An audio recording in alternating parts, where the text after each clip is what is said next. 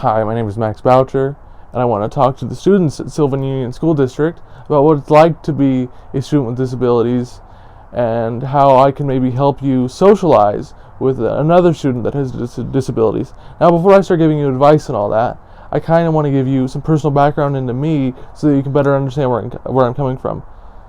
Now, from the grades of 1st to 8th, I was a student at Sylvan Union School District, actually. And in that time, I learned a lot about what it means to be a friend. Because there were a lot of times where people would only hang out with me depending on the circumstances. So sometimes I'd walk around in my walker, and I thought that was cool and shiny and fun. So, and of course I understand that, we're all kids, we like shiny stuff.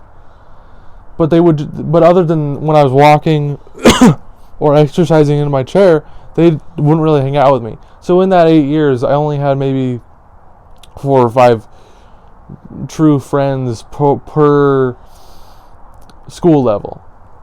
So maybe if I can help make that better, I would like to. So my first piece of advice is to, when you see a student with disabilities, just talk to them like you would any other friend of yours, like how you would talk to Jim or Bob.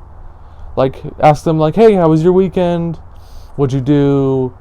Did you go anywhere fun? Stuff like that. Just because if you talk to them in a certain way, which I've been talked to a lot, sort of like they're 4 or 5, they may not be able to communicate it with you, but they'll feel it. And I felt it. So you don't want to disrespect them. Just talk to them like you would anybody else, is what I'm trying to say. Now, my second piece of advice that is kind of runs along with that is you want to be patient with them, because they may have a communication barrier depending on their disability. Now, not all people with disabilities have this, but some do. So just be patient with them and be respectful of their time.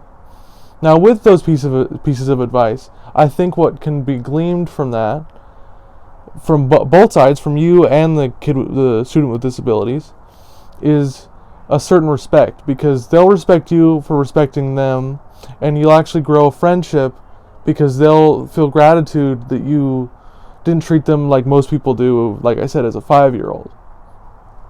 So that will actually make them feel more part of the school system and social life, because they won't feel like they're just behind because of how they've been treated before. Like that there's actually someone in their corner who sees them as a human being and not as like a pet, right? And then you, as a student watching this, will gain another friend, which is always kind of cool, because friends are cool, I guess. And also, it'll create a school unit through the entire school, because it'll be more inclusive to all of the students. It'll be more of a unified experience from all students and faculty, because we're not judging someone based on something they can't control, is what I'm trying to say.